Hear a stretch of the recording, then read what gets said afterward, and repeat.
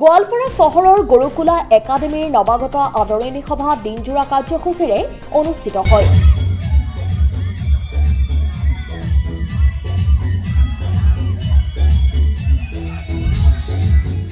চহৰৰ নটসূৰ্য ফণী শৰ্মা ভৱনত অনুষ্ঠিত হয় গৰুকুলা একাডেমীৰ নৱাগত আদৰণি সভা আগমন 5.0। পুৱা 10 বজাত গৰুকুলা একাডেমীৰ পৰিচালন সঞ্চালক আবু সেলিমে বন্তি প্ৰজ্বলন কৰি কাৰ্যসূচী শুভাৰম্ভ কৰে। বন্তি প্ৰজ্বলনৰ পিছে পিছে নপুৰণি ছাত্ৰ ছাত্ৰীসকলৰ মাজত মনোৰঞ্জনমূলক পৰিচয় পৰ্ব অনুষ্ঠিত হয়।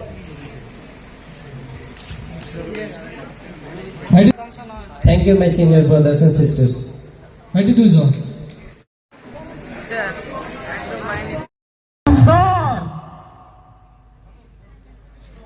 মুকলি সভাত আমন্ত্ৰিত অতিথি হিচাপে উপস্থিত থাকে PR গভট উচ্চতৰ মাধ্যমিক আৰু বহুমুখী বিদ্যালয়ৰ প্ৰাক্তন অধ্যক্ষ সজিমুদ্দিন আহমেদ, স্কেমিও গ্ৰুপ অফ ইনষ্টিটিউটৰ পৰিচালন সঞ্চালক ডক্টৰ SI গোৱালপাৰা মহাবিদ্যালয়ৰ প্ৰাক্তন উপাধ্যক্ষ আবুল হুছেইন, কবি সাহিত্যিক লেখিকা দিলৱাৰা আহমেদৰ লগতে কেইবাগৰাকীও বিশিষ্ট ব্যক্তি। আমন্ত্ৰিত অতিথিসকলে ছাত্ৰ ছাত্ৰীৰ শৈক্ষিক দিশ সামৰি ভাষণ প্ৰদান কৰে। ভাল লাগিছে প্ৰগ্ৰামটো, অনুষ্ঠানটোৰ কথা শুনি থাকোঁ ইমান দিনে, বিশেষকৈ আনিছুৰ ৰহমান ডাঙৰীয়াৰ পৰা শুনি থাকোঁ গুৰুকুলাৰ কথা। ভাল লাগে, এনেকুৱা অনুষ্ঠান আমাৰ চকুৱে গুণে লাগে, কিন্তু অডিয়েঞ্চ কম দেখিছোঁ। এনিৱে অডিয়েঞ্চ কম আৰু বেছি এটা কথা আছে যে দোকান দুটা, এটা মাছৰ বজাৰ দৰি কিনা বজাৰ দোকান আৰু এটা ইলিছ মাছৰ দোকান। সাধাৰণতে দেখা যায় যে ইলিছ মাছৰ দোকানটোত গ্ৰাহক কম, দ্যাট মিনছ তাত পিচ থাকে, তাত যিখিনি থাকে এক্সিকিউটিভ পিচ থাকে, আৰু মানে কি দাড়িখানা দোকানটোত অভাৰঅল থাকে, সেইকাৰণে তাত ভিৰটো বেছি। কিন্তু সেই ইহৰ দোকানটোত ভিৰটো কম থাকে, মানে দোকানটো হৈছে ইলিছ মাছৰ, তাত যিবোৰ গ্ৰাহক যাব একটা এক্সিকিউটিভ পিচ যাব। সেয়াই যে আজি অনুভৱ হৈছে যে গুৰুকুলা একাডেমী যি আছে প্ৰত্যেকগৰাকী ষ্টুডেণ্টে এটা এটা পিচ হয়, এটা এক্সিকিউটিভ পিচ হয়।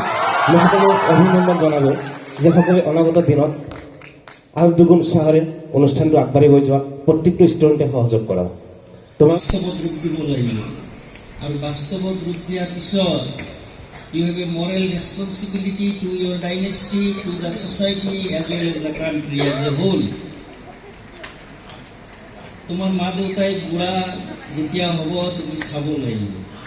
আৰু ক'বলৈ গ'লে এতিয়া এনেকুৱা এটা যুগ, modern age is called the age of tough competition and computer.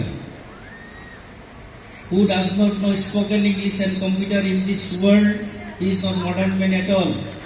আজিৰ যুগত যে কম্পিউটাৰৰ গীতগাৰ্ছ নাজানে নাইবা স্পকেন ইংলিছ নাজানে, you will fail in every competition and competitive exam. এতিয়া আমাৰ ডাক্তৰ ইঞ্জিনিয়াৰৰ বেছি দৰকাৰ নাই, এতিয়া আমাৰ দৰকাৰ হৈছে কিছু এডমিনিষ্ট্ৰেটিভ অফিচাৰ। আমি তোমালোকৰ নৈতিক যিটো সময়ত একাংশ বিদ্যালয়ে নৱাগত আদৰণি সভাৰ নামত লাখ লাখ টকাৰ মাননিৰে গায়ক গায়িকা লৈ আনে, তেনে সময়তে গুৰুকুলা একাডেমীৰ কাৰ্যসূচী আছিল সুকীয়া। আদৰণি সভাৰ মঞ্চত কোনো ধৰণৰ কমাৰ্চিয়েল শিল্পীক আমন্ত্ৰণ জনোৱা হোৱা নাছিল। তাৰ পৰিৱৰ্তে একাডেমীৰ ছাত্ৰ ছাত্ৰীসকলে নিজৰ নিজৰ প্ৰতিভাৰে গীত মাত প্ৰদৰ্শন কৰা পৰিলক্ষিত হয়।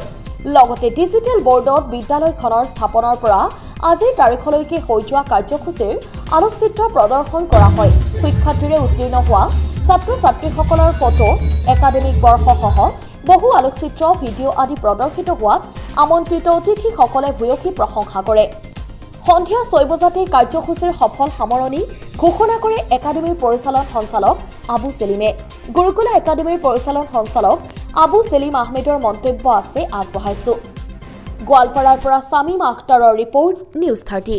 জোৰাৰূপে ল'ৰা ছোৱালীবোৰৰ ধৰক চিনাকি পৰ্ব এটা আছিলে, নতুন ল'ৰা ছোৱালীবোৰ যিবোৰে কলেজত আহে, সেই ল'ৰা ছোৱালীবোৰৰ এটা চিনাকি পৰ্ব হৈ গ'ল।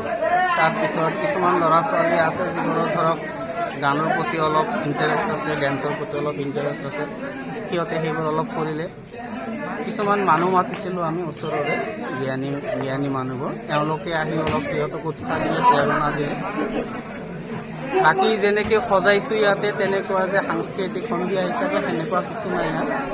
তো আমি বাহিৰৰ পৰা তেনেকুৱা কোনো মানুহ মাতা নাই আৰু প্ৰতিবাৰৰ নিচিনা এইবাৰো আমাৰ 6টাৰ ভিতৰতে আমাৰ যিকোনো ফাংচন হওক আমি শেষ কৰি দিওঁ। আৰু আজিলৈকে তেনেকুৱা কেতিয়াও হোৱা নাই যে আমি বাহিৰৰ পৰা মানুহ মাতি লৈ ছিংগাৰ মাতি লৈ আহি সাংস্কৃতিক সন্ধিয়া হিচাপে কিবা কাম কৰোঁ।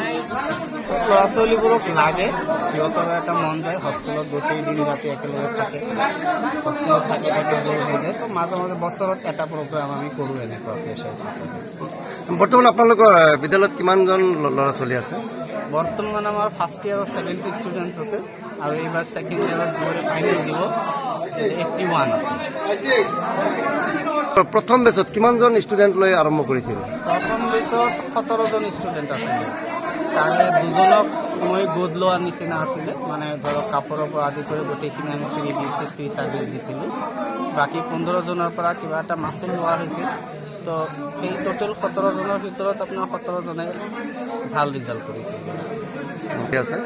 হ্যাঁ, ৰিজাল্ট আমাৰ প্ৰতি বছৰে ভাল।